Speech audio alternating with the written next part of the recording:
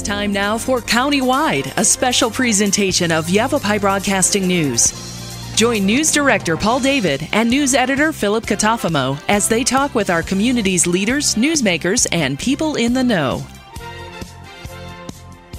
You'll hear about the hot topics in Yavapai County that affect all our lives. And now here's today's Countywide.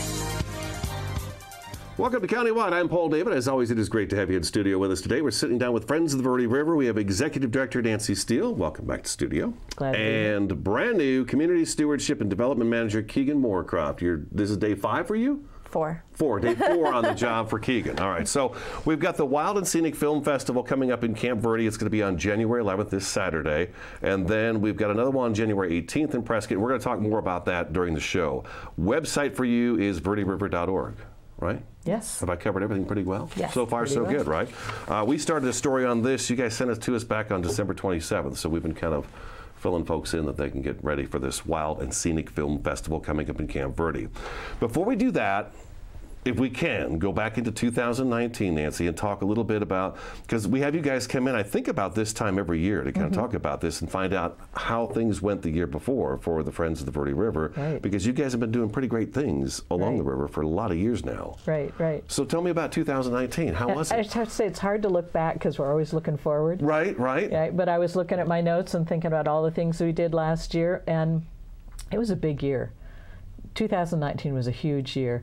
We had our usual events, right? We had we didn't have a Wild and Scenic Film Festival technically in 2019. It was at the end of 2018. But we had the Birding Festival, and we had all kinds of events at different area businesses, like a 4th of July celebration at that brewery that benefited us. We have Thirsty Thursdays every month at the State Bar. But the really big events last year was the Smithsonian Waterways. Did you catch that? I don't know. I did not. Tell me about it. So Smithsonian Waterways, it came from the Smithsonian. It's a traveling exhibit going around Arizona and focusing on rural cities. So it's called the Museums on Main Street program, to bring museums to local cities, rural cities, and it focused on water. So this exhibit was going around the state. We had it for 2 months. It was at the Camp Verde Library, and during that 2 months we had over 20 different events that were related to the river. One of the ones I really enjoyed was there was an art show at YAVAPAI College. Okay. That was a lot of fun, a lot of beautiful stuff. Artists contributed their work. It was a juried show, so they had to be the best. I remember doing a story about this. Local artists were having their artwork that they had different renderings of the Verde River, Red Rock Crossing, whatever it may be, as long as there was water in it, it was in there. Yeah, it's beautiful. There were musical events. We had tap takeovers. I don't know if you know about, have you done a story yet about barley and Sinagua malt and the whole water connection? I want to say the Hauser Farms, they have switched a portion of their farm over to barley because it uses less water, and at the time I believe there wasn't many producers of barley even in the state of Arizona. Right. So a nice little feather in their cap there. Yeah. It was a win-win. Yeah, so then that barley is malted by a fairly new company called Sinagua Malt down in Camp Verde, and then sold to Arizona breweries. So we had some of those breweries. Arizona Wilderness, for example, came up, did a couple of tap takeovers. We had some wine events. We had, it was a time for fun and celebration of the river. And we ended that in October. And then 2 weeks later, we had the State of the Verde Watershed Conference, again down in Camp Verde. What is the State of the Verde Watershed? Can you hit on that just a little bit? Well, we're going to release what we did. We did a report card. Okay. And we're going to release that report card in February, so stay tuned. Oh, okay. Yeah. So I'll get that. I don't want to, Right. No, don't. Yeah. Hold on to the information, and then when it comes out, give me a call or give you a call, and we'll do a story on it and talk more about that. Yeah. That'd be great. Now, one of the things that I've noticed about the group, and when the group I had you guys come in, I don't know how many years ago when this started, but there was work being done along the Verde River to remove the invasive species along this. And I've played along the Verde River. Everybody plays along the Verde River at some point in time, and it's all kind of home to us because it flows right through here. But there was work being done to get the invasive species removed. And I thought when I first did the show with you guys, I thought there is no way you're going to be able to do something like that. How do you do that? Yeah. But there was work going with the landowners saying, hey, do you mind if we come in and remove these? And then could you help us keep these out of here? I believe is how that works. And it's been going on down the river. So I'm kind of curious if you could fill us in on how some of that's working as well. Because we do have quite a few invasive species that are sitting along the river causing harm to the river. Yeah, yeah. Well, and before I give you some numbers and some facts and figures, I want to give a shout out to all of our partners. We do the invasive species removal work through a coalition called the Verde Watershed Restoration Coalition, and that's landowners, about 25 public partners and over 250 private landowners. Oh, that's impressive, yeah. And so what we do is we identify what the priorities are, where the worst places are, where we need to get to. We secure permission, and we have to secure funding because it's not cheap, right? And we hire crews of, a lot of them are at-risk youth through the Conservation Corps, and then we always run a crew of the military veterans. So we have a vets crew and a Conservation Corps crew. So usually we're able to provide jobs to anywhere between 25 and 50 young people and veterans. That's seasonal, even better. Good paying seasonal jobs. Right, right. And these guys work incredibly hard. They camp out. Sometimes in the snow and rain, it's pretty sad. They camp out and they work at removing arundo. So what are the invasive species? Arundo or giant reed.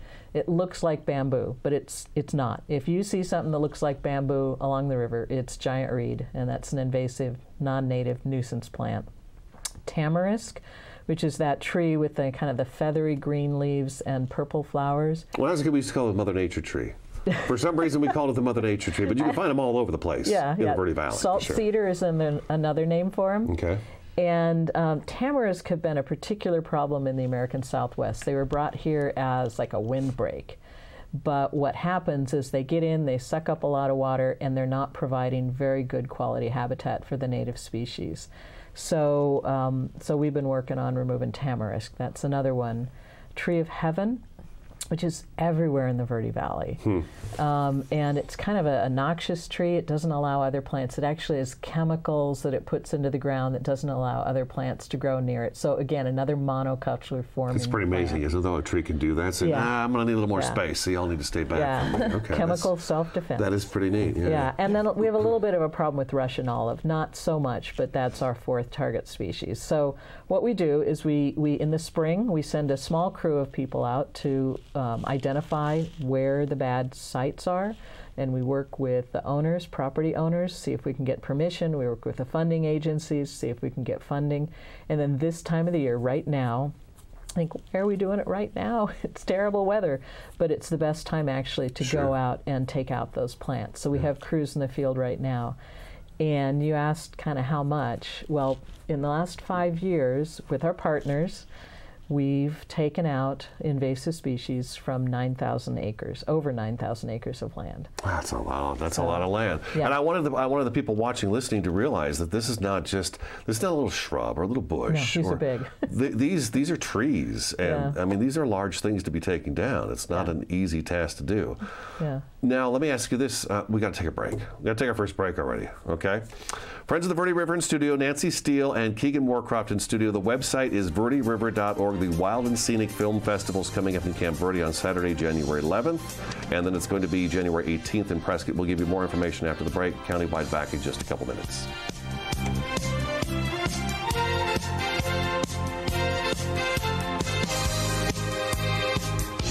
Start your journey toward better health with Ageless Touches Massage Therapy.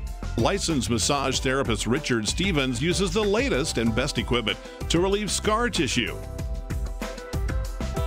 electronic smog,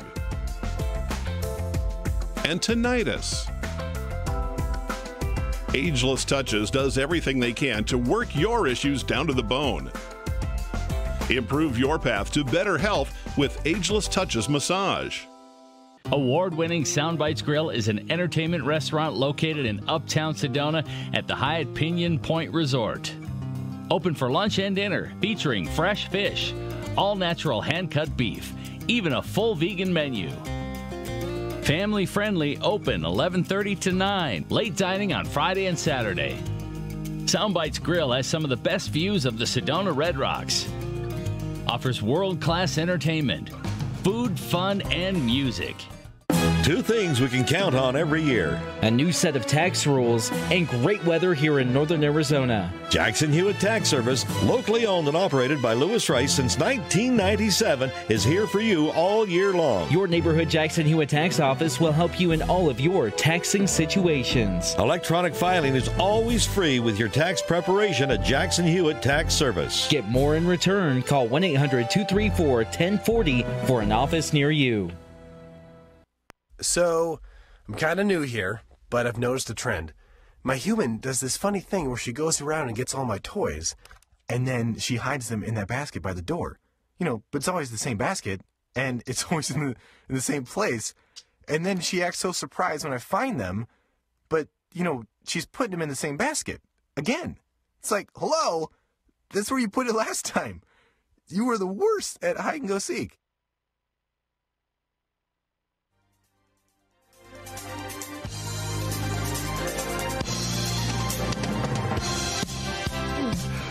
Welcome back to Countywide. It's great to have you along. Friends of the Verde River in Studio Day, Executive Director Nancy Steele and Community Stewardship and Development Manager Kegn Moorcroft. That is quite a title, I've got to tell you, Kegn. I love it. Right? Before we jump into the Wild and Scenic Film Festival, it's coming up in Camp Verde on the January 11th, as well as in Prescott on the 18th. Again, verderiver.org is that website you want to go to for the information on more of that. It's got so much stuff listed on there. Before we jump into that, I wanted to ask you, are we seeing a difference? Because it's been going on for years now that this invasive species removal has been going on. Do you guys go back and do you have like before and after pictures of the areas? We do. Oh, I would love to see some of those. Okay, we'll have to bring some of those. I've done shows like that with you know, wildfires or prescribed burns, where the burn goes through, and then I've had the Forest Service, they've taken pictures of an area before it's been thinned and burned, and then they bring the after picture of, say, a year later. It's unbelievable, the changes that you see in those pictures. They tell a story. So how is it going with that? So now that we have over 9,000 acres that we've removed invasive species from, and it's going to grow, that number's going to grow because we're continuing to work on this. You're just working right down the river, aren't you? Yeah, well, anywhere we can get agreement with partners and funding. Sure. But yeah, all along the river, not just in the Verde Valley too, up you know, above in the upper Verde too, and the lower Verde. Wild and Scenic section. But, so you asked the question about, do they come back? And sure, over time, some of the species, Tree of Heaven is particularly difficult, and with Arundo, it's real hard to completely eradicate them. So that's why in the spring we go out, and our goal is to look at 1/3 of the land that we've cleared. So that means 3,000 acres. 3,000 acres. Yeah, we got people That's looking a lot of land. 3,000 acres doing surveys to see, do we have to come back in with a spot check? Okay. And do some removals. But the goal, as you said, is regrowth of native species. Sure. So that's really our goal. And we have one of those, you know, funny goals like 80% of 90%, but we want to have regrowth of woody canopy species, the willows, the cottonwoods, those species. We want to have those come back. And given the chance they will, all on their own, we want to do a thing. Some areas we do pole pruning, pole planting. Okay. To get the trees to come back sooner. Okay. But most of the places we don't have to do that. It's just if there's a huge monoculture stand that we've removed, then we'll want to go in and do some replanting. So it's a big job. It's neat, though. I think it's really great that you guys are doing that. And I know it takes a ton of people to do it, but it's nice to see that it all came together and it's coming to fruition. It's actually happening. Kegn Moorcroft, you're next. Yay. Tell me about this festival, this film festival. Well, the Wild and Scenic Film Festival, for us, we're lucky enough to have it in 2 locations. January 11th, like you said, at the Philip England Performing Arts Center in Camp Verde, and then on the 18th in Prescott at the Elks Theater. And we're just really excited to be part of their tour. It's actually, the flagship festival starts in California in the next week or so, and they have 250 stops all along the U.S. And they're pretty much, they reach out to people, organizations like us, who want to support a film festival that is for advocacy of environmental and changes in the earth, and who want to create more education and inspiration for the community in which we reside. So we're really lucky to be involved in this film festival, and we get to hand select all these movies, all these short stories, and combine them into an afternoon session and an evening session at both locations. So the cool thing is that the afternoon and the evening sessions are different. And so you can buy a double pass and go see all these movies, and they're changing. They're short films. So one is 8 minutes, one's 13 minutes, and it just keeps going. So you're constantly enthralled in these stories that are just so brilliant and inspiring. And the whole point of it is to become a community full of activists for whatever reason it is, something that inspires you. I noticed one of the stories that I was reading about was there was a man, I don't remember too much about it, he's 88 now, but he has been working to try to get Glen Canyon Dam removed because he remembers when it wasn't there, and the ruins that are down there and everything else that's down there. So these are some of the things you'll probably see a lot of different. And we're lucky enough to have that film only at our 2 stops. So in Camp Verde and in Prescott. It's called Seldom Seen Slight. Okay. And it's by a canyon outfitter named Ken Slight, who in the 1950s saw his beautiful Glen Canyon waters disappear because of Lake Powell. So he's still an advocate for getting the waters to run free again. We'll see how that goes, but it's a really beautiful film, and we're so excited to have it on our portion of the tour. Now, is there a company or a group that put this whole festival together? Because I thought this was something that you guys had kind of put together, but they reached out to you and say, hey, would you be interested? We've put this program together. Would you be interested in having it come to the Verde Valley to help with the Verde River? Yes. Yeah. It's an organization called SORCL, and that's an acronym for South Yuba River Citizens League. Okay. And pretty much it's their largest fundraiser of the year, and they are helping to protect California's wild salmon and the Yuba River watershed. And so they have such an amazing outpouring of support and fundraising for their event. They decided to allow other people like us to take advantage of it and support our programs like invasive species and sustaining flows, and putting on other events like the birding festival coming up in April. Okay. So what is the cost to actually come to the film festival? If I want to do just like, say, the Saturday afternoon, I've only got Saturday afternoon available. Right. Is it different prices for the different tickets throughout the whole thing? Yeah, so there's some different prices. The other question is I'm hoping Friends of the Verde River get a piece of this pie as well, right? Yeah, you definitely got to get a piece of the pie. It's a fundraiser for us, so we can put on other events and keep the community engaged and keep all these veterans and the workforce employed.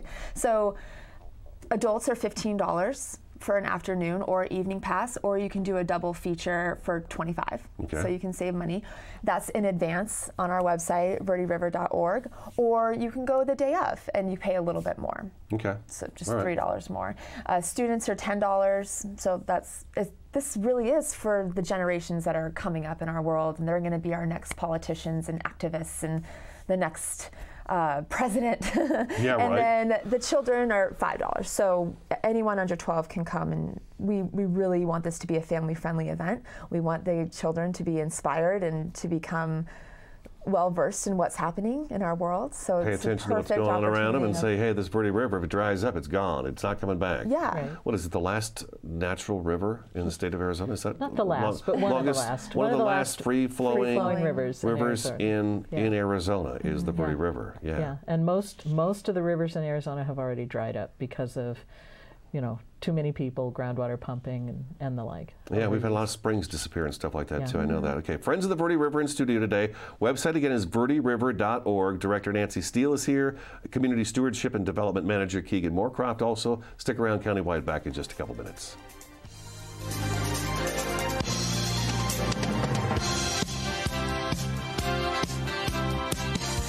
Feng Shui artistry, the oldest form of development planning, today known as the art of placement. For 26 years, master Feng Shui educator, practitioner, artist, and author Caroline Patrick Bournet has used ancient rules of environmental, physical, and spiritual harmony to support clients' health, knowledge, creativity, and success. In mapping your home, you'll understand yourself. Better living is the gift of a lifetime. Change your life one room at a time. Schedule your Home Therapy 101 consultation today.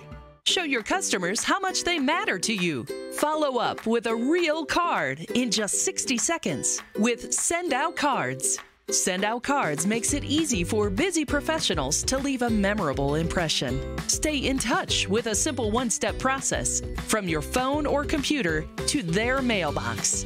Call Judy today at 928-202-2557. That's 928-202-2557. Been hearing about the crazy benefits of CBD? Find out how CBD can help you at Sedona's #1 resource, CBD Sedona. Come in for a free consultation and let our trained medical staff help you find the perfect product for you. Pain-relieving salves, full-spectrum oils, honeys, teas, cookies, and even CBD for pets. Ready to feel fantastic? Come on by CBD Sedona today. Metaphysics. What does it mean? It's a branch of philosophy, literally beyond the science of matter. Sedona's University of Metaphysics studies the ultimate nature of existence, reality, and experience. Join 14,000 graduates in over 120 countries, helping others in counseling, coaching, ministry, and much more. The University of Metaphysics is here to serve the best in you so you can serve the best in others. universityofmetaphysics.com.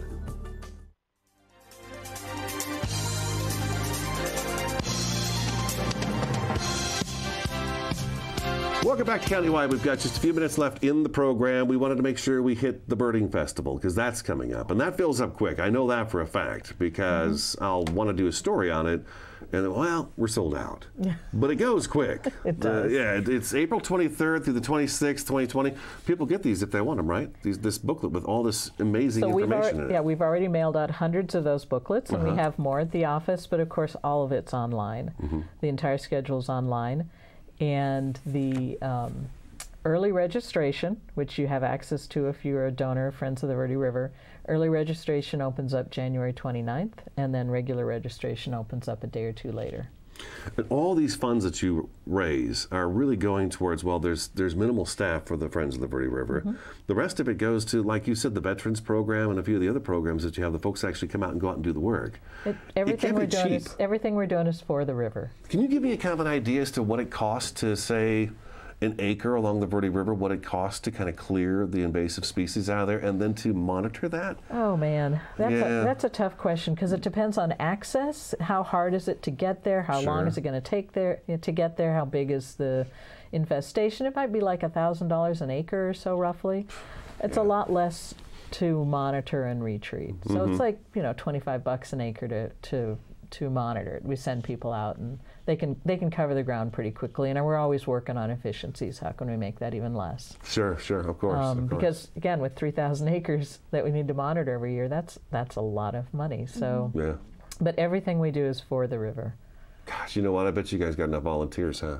You probably don't need any more volunteers, do you? We can always use more volunteers. Really? But Kegn wanted to mention our some of our local sponsors for the Wild and Scenic. Oh, right.